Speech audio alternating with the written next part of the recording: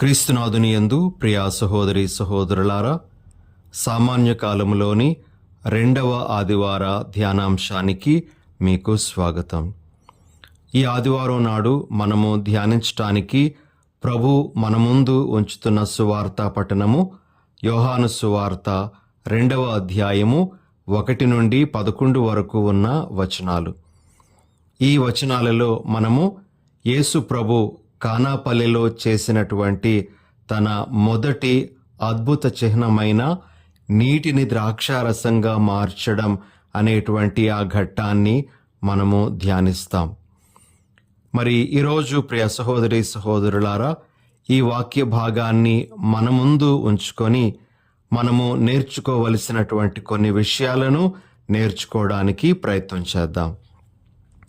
ఈ సువార్త పఠనంలో మొదటిగా ఈ మొదటి అద్భుత చిహ్నంలో మరియమాత యొక్క పాత్ర, ఆమె నుండి మనం నేర్చుకోవలసినటువంటి విషయాలను నేర్చుకున్న తర్వాత యేసు ప్రభువు నుండి కూడా మనం నేర్చుకోవలసినటువంటి విషయాలు, ప్రభు మనకిస్తున్నటువంటి సందేశాలను మనము స్వీకరించటానికి, తెలుసుకోవడానికి ప్రయత్నం చేద్దాం. మొట్టమొదటిగా ప్రియ సహోదరి సహోదరులారా, కానాపల్లె అద్భుతంలో మరియమాత పాత్రకు సంబంధించి మనము 6 ముఖ్యమైనటువంటి విషయాలను ధ్యానించటానికి ప్రయత్నం చేద్దాం. మొట్టమొదటిగా కానాపల్లెలో జరుగుతున్నటువంటి ఆ పెండ్లి విందులో ఏర్పడిన కొరతను లేదా సమస్యను మొట్టమొదటిగా గుర్తించినటువంటిది మరియమాతే. ఆ సమస్యను గుర్తించిన తరువాత ఆ సమస్య తన వ్యక్తిగత సమస్యగా ఆమె పరిగణించడం మాత్రమే కాకుండా, ఎవరు తనను కోరకుండానే ఆ సమస్యకు పరిష్కారాన్ని చూపించటానికి ఆమె గట్టిదైనటువంటి ప్రయత్నం చేసింది. ఇది మరియమాత నుండి మనము నేర్చుకోవలసినటువంటి ఒక విషయం. ఒక సమస్యను తన సమస్యగా పరిగణించడం, దీనినే మనము ఓనింగ్ ద ప్రాబ్లం అని కూడా అంటాం. ఇది చాలా గొప్పదైనటువంటి విషయం ప్రియ సహోదరి సహోదరులారా. ఎవరైనా తమ సమస్యలను మనకు చెప్పేటప్పుడు మనము ఆ సమస్యలను వింటాం, ఆ సమస్యల గురించి బాధపడతాం. కానీ ఆ సమస్య నా సమస్య అనేటువంటి విధంగా ఎవ్వరము కూడా ఆ సమస్యను తీసుకోము. ఆ సమస్య విషయమై ఎటువంటి పరిష్కారం కూడా మనము చూపించాం. కానీ ప్రియ సహోదరి సహోదరులారా, మరియమాత మాత్రం ఆ సమస్య తనదే అయినట్లుగా ఆ సమస్య పరిష్కారం వైపు ఆమె పయనించడం అనేటువంటిది మనం చూస్తూ ఉన్నాం. ఇంగ్లీష్లో మనము ఎంపతి అని అంటారు. ఎంపతి అంటే సానుభూతి చూపించడం మాత్రమే కాదు, ఆ సమస్యను పరిష్కరించటానికి కానీ ఆ సమస్యను తొలగించటానికి గాను తాను చేయాల్సినటువంటిది ఏదైనా ఉంటే దానిని చేయటానికి సిద్ధపడటమే ఎంపతి అని చెప్తూ ఉంటారు ప్రియ సహోదరి సహోదరులారా.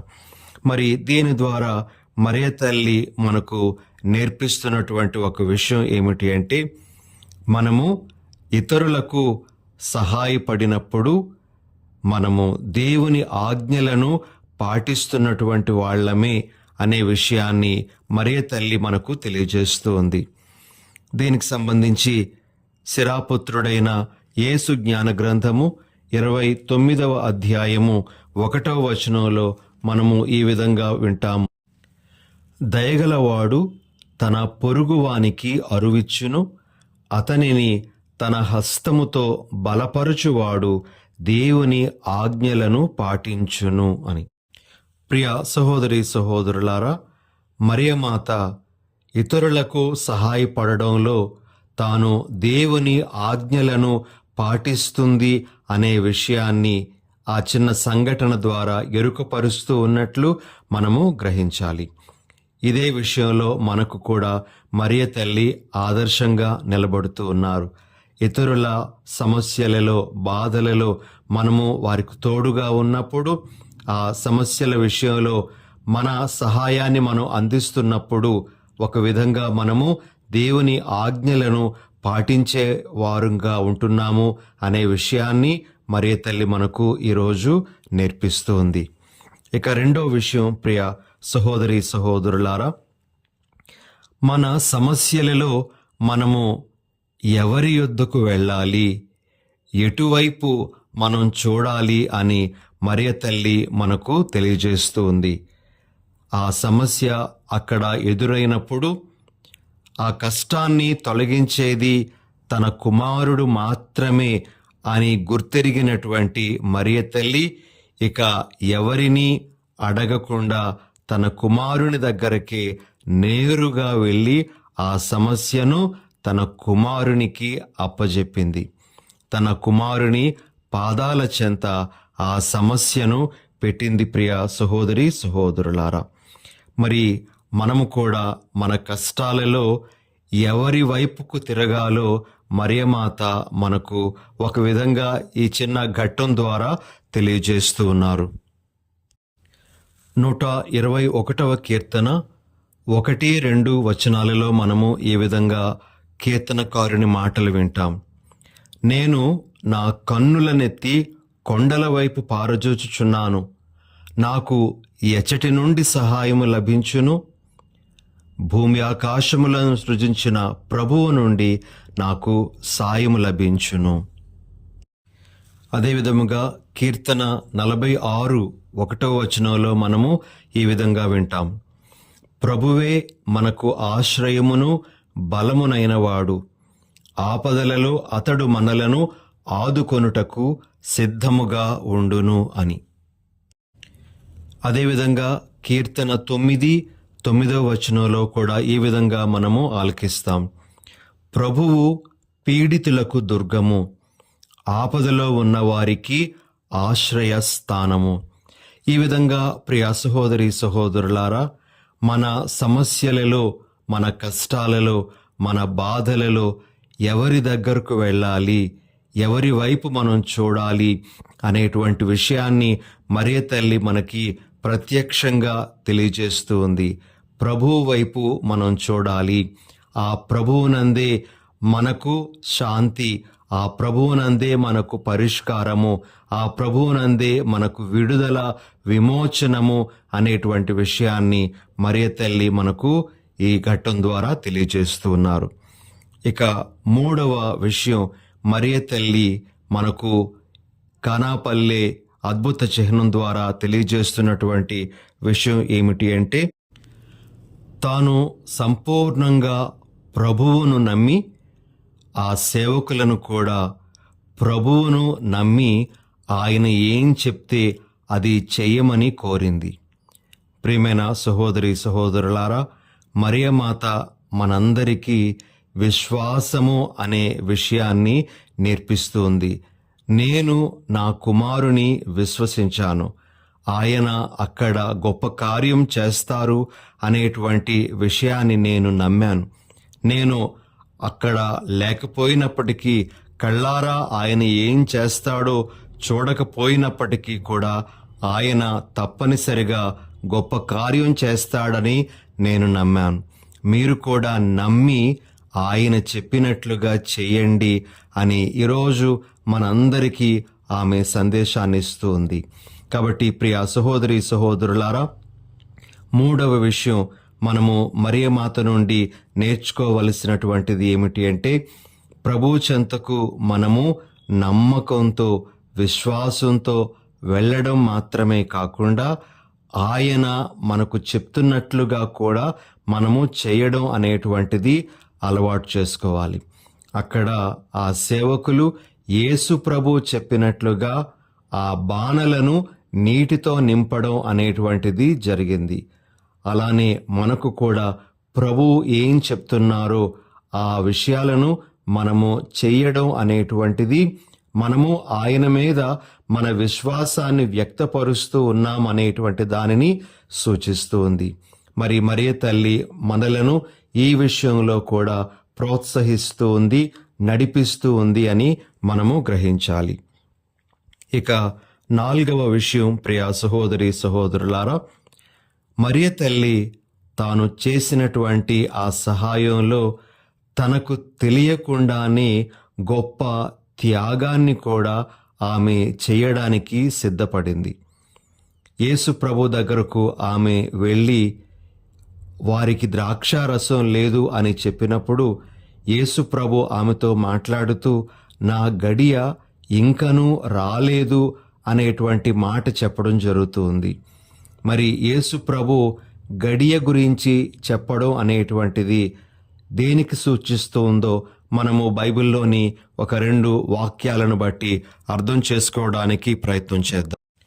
మొదటిగా యోహాను సువార్త 12వ అధ్యాయము 23వ వచనంలో ఈ విధంగా మనము యేసు ప్రభు మాటలను వింటాం.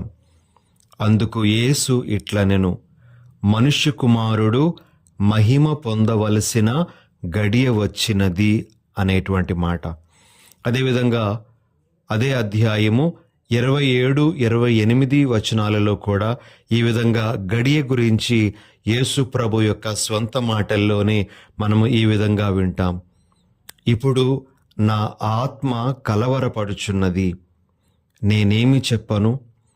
ఓ తండ్రి, ఈ గడియ నుండి నన్ను కాపాడుము. లేదు, నేను వచ్చినది ఈ గడియ నిమిత్తమే కదా. ఓ తండ్రి, నీ నామమును మహిమ పరుపుము అనెను.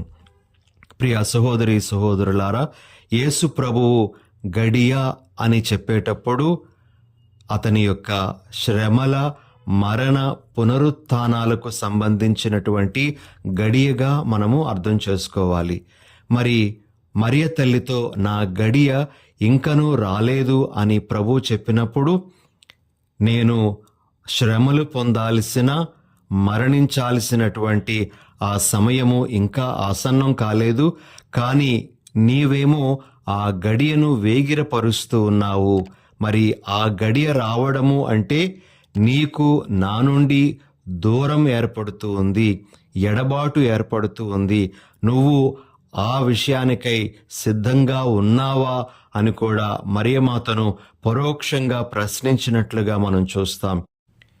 మరియమాత ఆ గడియ కొరకు తాను సిద్ధమేనని, తన సహాయం చేయడం ద్వారా త్యాగానికి కూడా ఆమె సిద్ధంగా ఉంది అని ఆమె యేసు ప్రభువుకు సమాధానం ఇచ్చినట్లుగా ఆమె అక్కడి నుండి వెళ్ళడం అనేటువంటిది మనకు సూచిస్తూ ఉంది. ప్రియ సహోదరి సహోదరులారా, ఇక 5వ విషయం, మరియమాత ఈ ఘట్టం నుండి మనకు తెలియజేసేటువంటిది ఏమిటి అంటే మహిమ దేవునికే చెల్లుతుంది, మహిమ ఘనత ఆయనకే సదా చెల్లుతుంది అనే విషయాన్ని మరియమాత మనకు తెలియజేస్తుంది. ఎందుకంటే నీటిని ద్రాక్షారసంగా మార్చిన తరువాత ఆ నీటిని రుచి చూచినటువంటి ఆ విందు నడిపడి పెద్ద చాలా మెచ్చుకుంటాడు. ఇంతవరకు ఇంత శ్రేష్టమైనటువంటి ద్రాక్షారసాన్ని ఎక్కడ ఉంచారు అని. మరి మరియమాత ఆ అద్భుత చిహ్నం తరువాత కనుమరుగైనట్లుగా కూడా మనము చూస్తాం. యోహాను సువార్తలో మరలా ఆమె కల్వరి కొండ మీద ఆ ప్రభు యొక్క మరణ సమయంలోనే మరలా మనకు దర్శనమివ్వడం అనేటువంటిది యోహాను సువార్తలో మనం చూస్తాం. మరొకసారి ప్రియ సహోదరి సహోదరులారా, దేవునికే సదా మహిమ గౌరవము చెల్లుతుంది.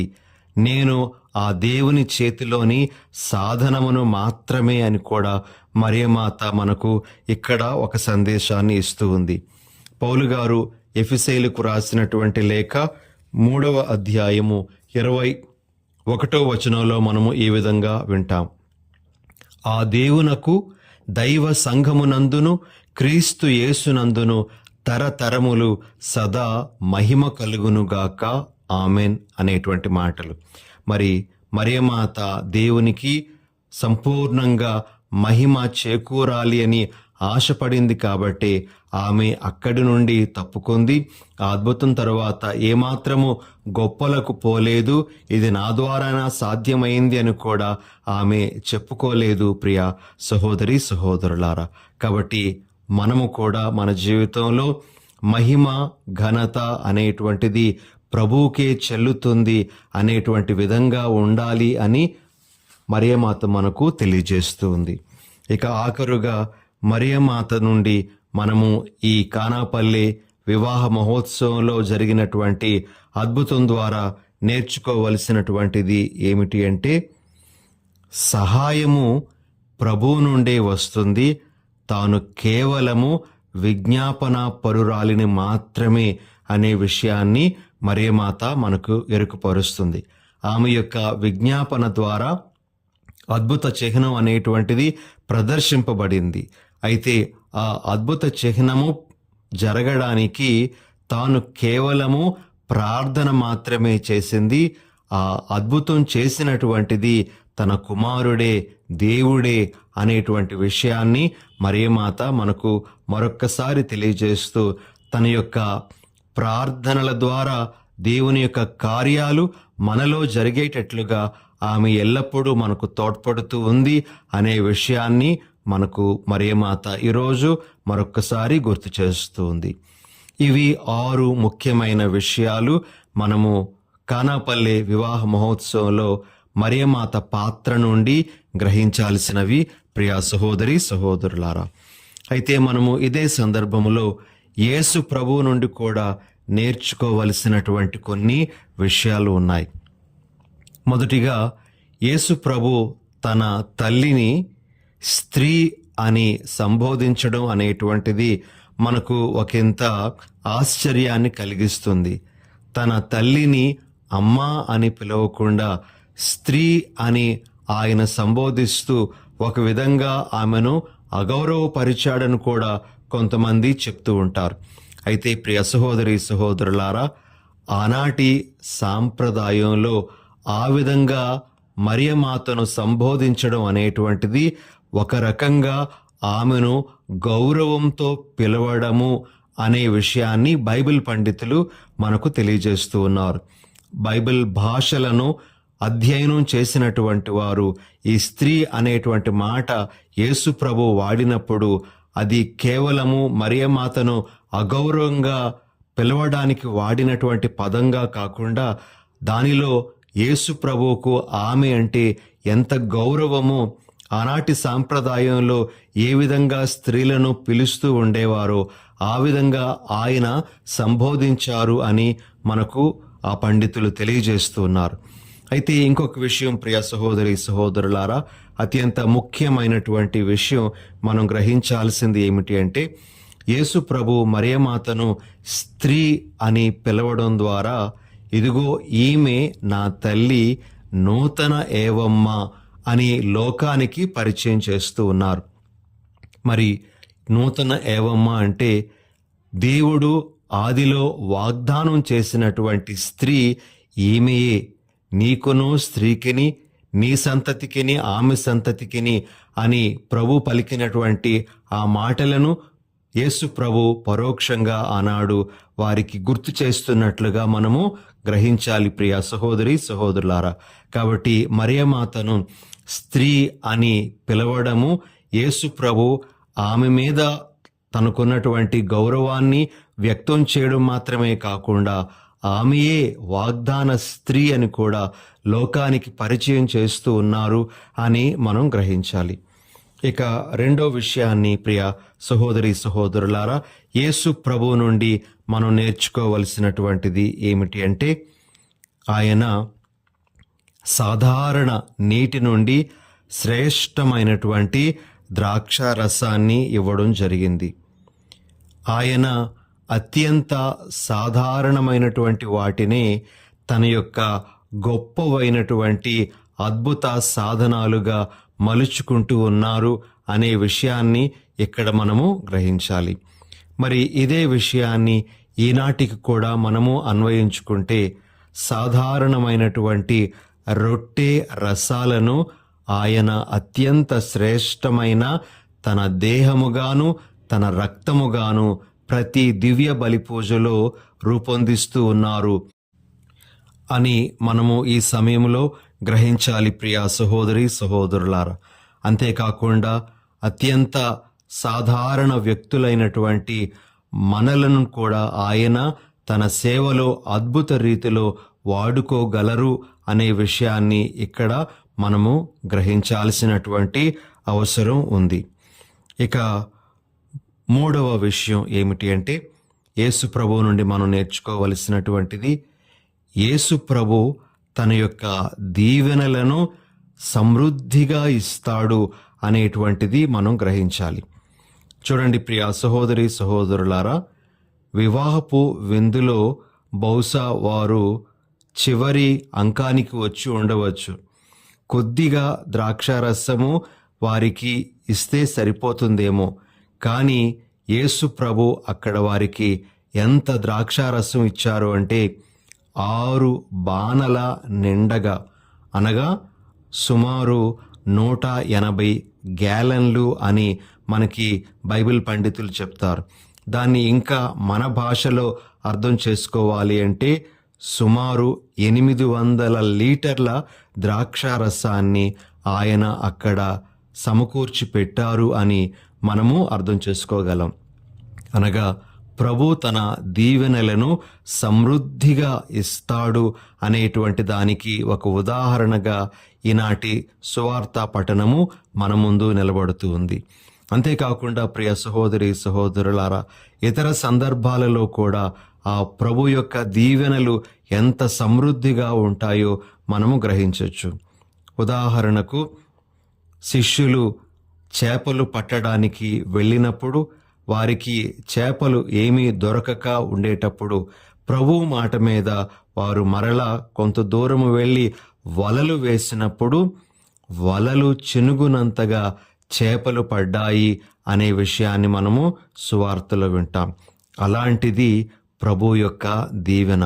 అంతేకాకుండా 5 రొట్టెలు 2 చేపలతో మరి ప్రభు ఎన్ని వేల మందికి భోజనం పెట్టారో మనము ఆలకిస్తాం. భోజనం పెట్టిన తర్వాత కూడా మిగిలినటువంటివి 12 గంపల నిండా ఎత్తినట్లుగా మనము సువార్తల్లో వింటాం. ప్రియ సహోదరి సహోదరులారా, ఇవన్నీ కూడా మనకు తెలియజేసేటువంటిది ఏమిటి అంటే, ఆయన దీవెనలు సమృద్ధిగా ఉన్నటువంటి దీవెనలు, సమృద్ధితో కూడుకున్నటువంటి దీవెనలు అని మనకు తెలియజేస్తుంది. ఆఖరుగా యేసు ప్రభు గురించి మనము నేర్చుకోవలసినటువంటి విషయం ఏమిటి అంటే, ఎవరైనా తన మీద పెట్టుకున్నటువంటి నమ్మకాన్ని ఆయన వమ్ము చెయ్యరు అని, వారి నమ్మకానికి ఆయన 100% ఫలాన్ని ఇస్తారు అనే విషయాన్ని మనకు నేర్పిస్తున్నారు. మరియమాత ప్రభు మీద పెట్టుకున్నటువంటి నమ్మకాన్ని ఆయన ఫలింపజేశారు. ఆ తల్లి ఆశించినట్లుగా అక్కడ సమస్యను ఆయన తొలగించారు. అదేవిధంగా ప్రియ సహోదరి సహోదరులారా, మనము ప్రభు మీద పెట్టుకున్నటువంటి నమ్మకం ఏనాటికి ఆయన వమ్ము చేయరు. ఆయన మనకు తోడుగా నిలబడతారు. మన జీవితానికి అవసరమయ్యేటువంటి దానిని ఆయన తప్పక సమకూరుస్తారు అని ఈనాటి అద్భుత చిహ్నం ద్వారా ప్రభు మనకు నేర్పిస్తున్నారు. ఇలా మరియమాత నుండి, యేసు ప్రభు నుండి మన జీవితాలకు అన్వయించుకోదగ్గ సందేశాలను ఈరోజు మనము స్వీకరిస్తూ, మరి మనము కూడా మరియమాత లాగానే యేసు ప్రభునందు విశ్వాసములో ఎదుగుతూ ఆయనను మహిమపరచటమే మన లక్ష్యంగా పెట్టుకొని మన జీవితాన్ని కొనసాగించడానికి ప్రయత్నం చేద్దాం. ఆమేన్. పరిశుద్ధుడైన ఓ మా ప్రభువా, మీ పరిశుద్ధ నామానికి వందనాలు, స్తోత్రాలు. ప్రభువా, కానా పల్లెలో గొప్ప అద్భుత చిహ్నాన్ని మీరు చేసి మీ మహిమను ప్రదర్శించినట్లుగా ఈనాడు కూడా మా జీవితాలలో మీ గొప్పవైన కార్యములను చేస్తూ తద్వారా మీరే మహిమ ఘనత పొందమని మా ప్రభువైన మీ పరిశుద్ధ నామమున అడిగి వేడుచున్నాము. ఆమెన్.